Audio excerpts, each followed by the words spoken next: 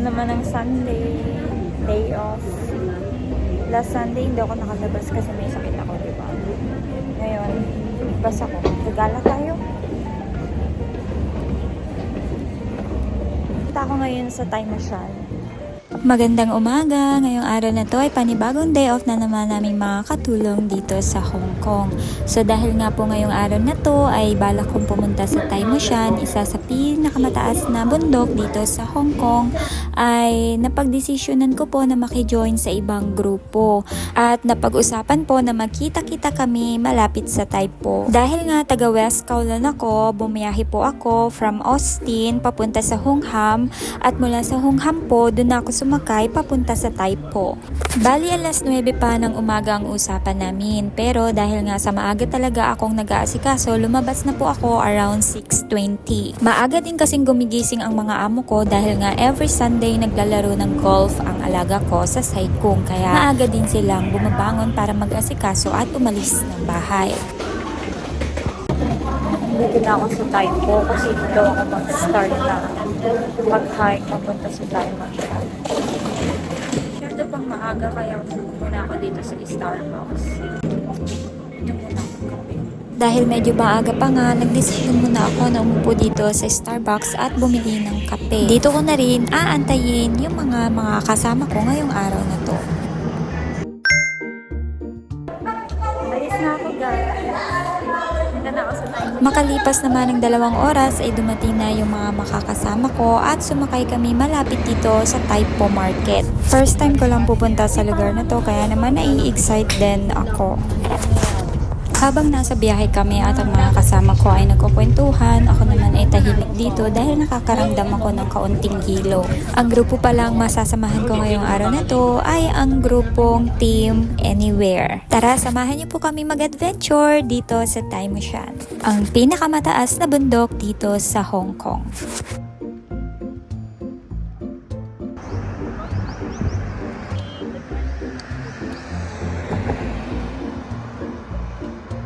Lamig. Ayan na. Dito na kami pupunta sa Tai Massage. Pagkababa po namin ng 64K bus, bumaba po kami sa Nang Tung Chai Village. Bali dito po kami mag-i-start na mag-hike, papaakyat po sa Tai Massage Peak.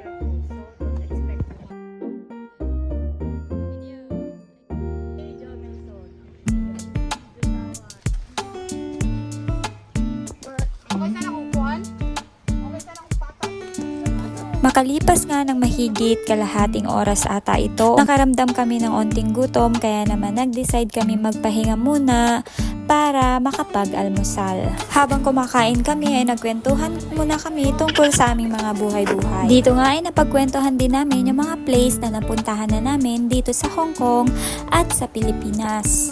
Makatapos naman namin kumain ay nag-decide na kami na maglakad na uli para naman marating na namin yung Thai Mus Shan. Meron din kasi kami mga curfew at gaya nga po ng mga nakakaraang mga vlog ko, hindi kami pwedeng magtagal sa isang lugar. Dito rin po pala malapit located yung waterfalls na sinasabi nila na ang pangalan ay Nang Tung Chai Waterfalls, pero hindi po kami doon dadaan dahil nga po ang pakay namin ay magpunta talaga sa Thai Mus Shan. Kaya po kung saan po tinuturo yung Thai Mus Shan, iyon po yung aming dinadaanan. Dito nga ay nag-start na kami magkulitan at pagkatapos naman ay nagpatuloy kami sa paglalakad paakyat papunta na doon sa goal naming puntahan. Yun nga po ay ang Thai Mus Shan Peak. So, pag pupunta po kayo dito on the way, ito po yung view na makikita nyo.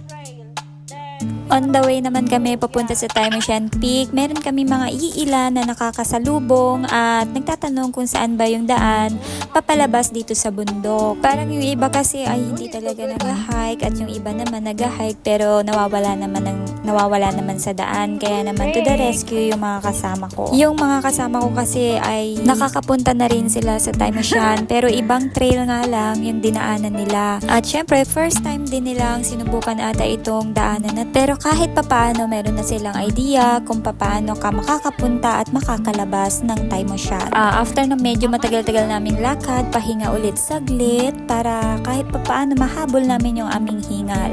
5 to 10 minutes na pahinga at unting upo-upo ay naglakad uli kami para ipagpatuloy ang aming lakad.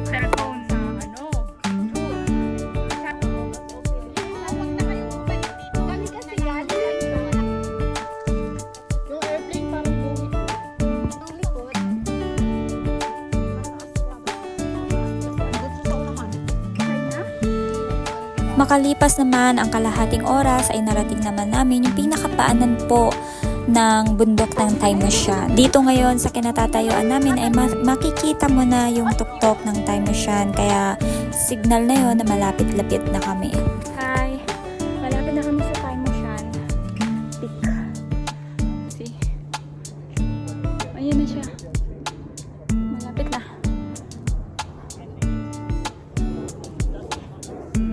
Pagdating nga pala namin dito, medyo patag na yung daanan. Kalsada na siya at hindi ganun kahirap ng akyatin papunta doon sa pinakatuktok ng Thai Mus Shan. So, ine-enjoy na lang namin yung mga magagandang view na pwede namin picturean tsaka videohan para walang masayang. At pagkatapos naman namin dito, maglalakad uli kami hanggang sa marating na namin yung tuktok ng Thai Mus Shan. Sobrang ganda at nakaka-relax talaga nitong lugar ng Thai Mus Shan. Hindi mo pagsisisihan ang pag-akyat mo dito. Yun nga lang, pagka kayo aakyat dito, kailangan marami kayong dalang tubig kasi talagang sobrang init, hindi ganun kadami yung silungan at tsaka medyo mahirap din yung inyong dadaanan bago makarating dito sa pinakapatag na lugar na to.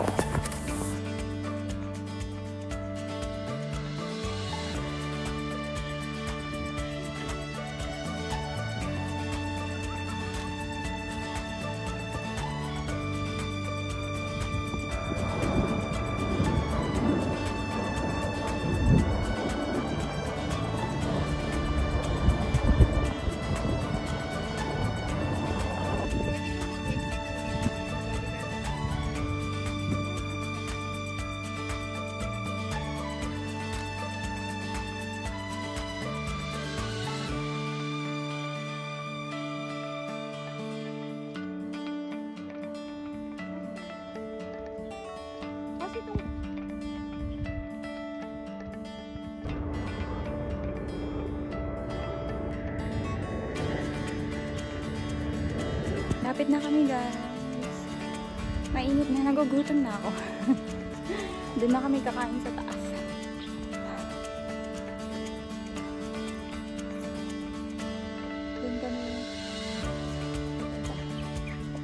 Ang ganda dito. Okay lang hawak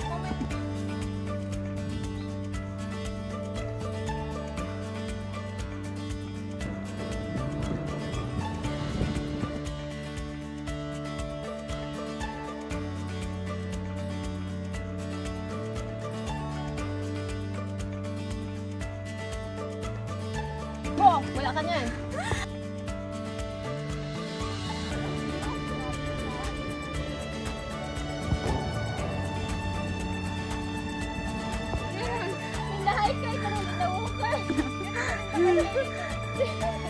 Habang papaakyat na nga kami sa dulo ng Taimo Shan, natatawa ko kasi topic namin si Linda Walker at saka si Linda Hiker. Natutuwa din ako sa mga kasama ko dahil nga kahit na minsan ayaw mo magpa-picture, gagawa nila ng paraan para makapagpa-picture ka or makagawa ng video. Isasali ka nila talaga sa mga magagandang spot para din meron kang magandang alaala dun sa place na pinupuntahan.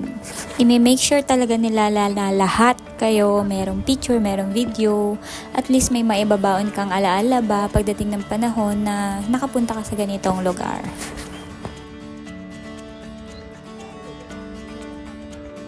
Habang naglalakad nga kami ay panandalian kaming tumigil at in-enjoy yung view na nakikita namin dito banda malapit sa Kai Kong Leng.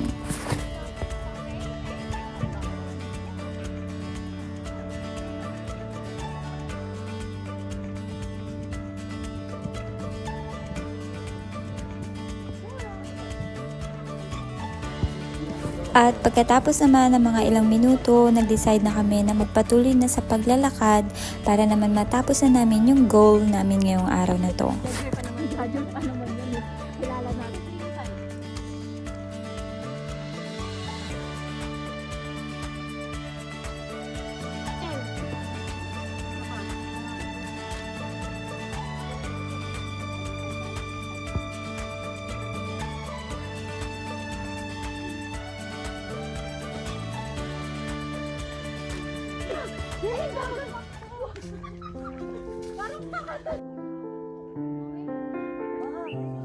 Ay, may emot na.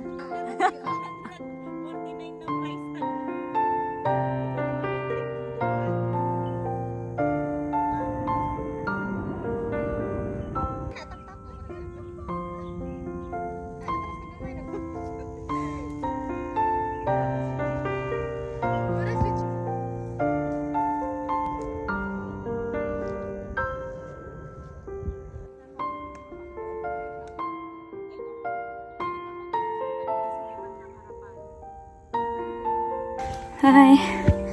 Narating na namin yung Taimo Shan. Andito na kami. 2:00 na namin siya narating.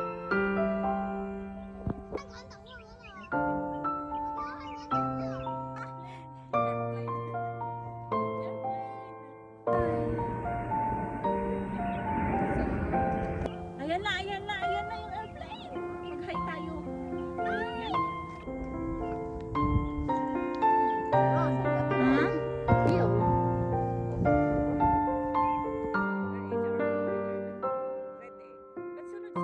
Every minute na meron nag-take off.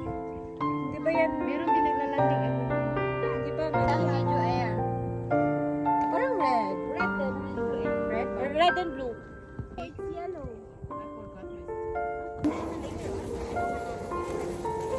Pajuwi na kami, guys.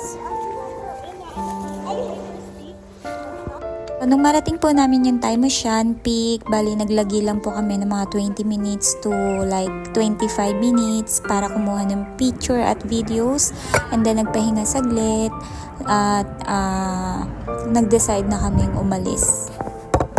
Ito po ang buhay ko bilang isang domestic helper dito sa Hong Kong kapag ka day off ko. Marami po kaming mga domestic helper na pinipiling umakyat sa bundok at marami din po namang kasamahan naming mga domestic helper na pinipili din pong magstay sa city.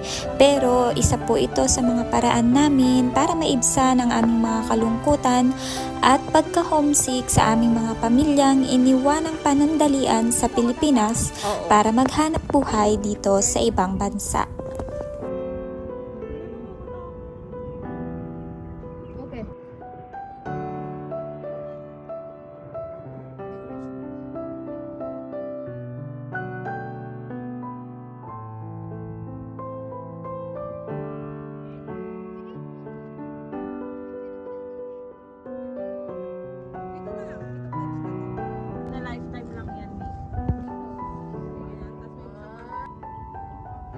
Tapos ito, hindi ka ba itim?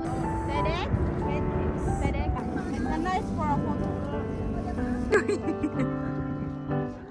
Nag-emote-emote muna kami dun sa bato na yon. Ngayon, pauwi na kami.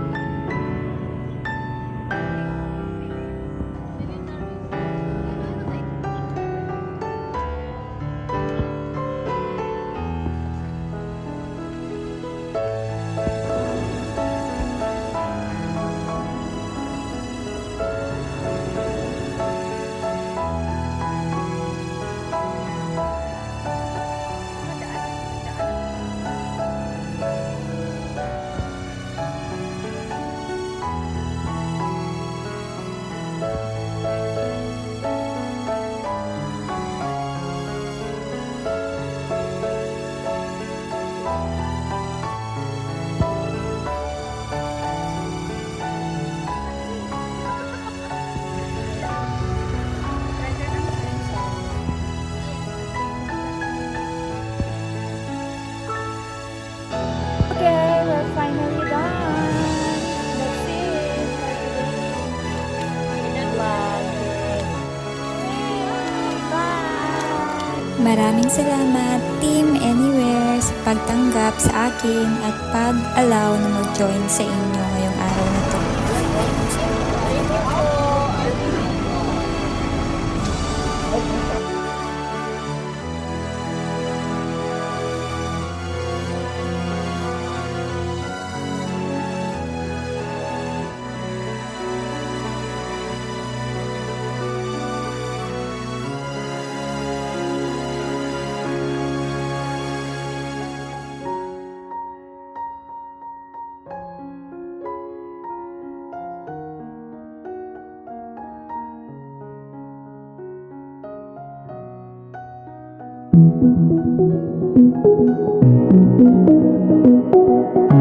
Thank you.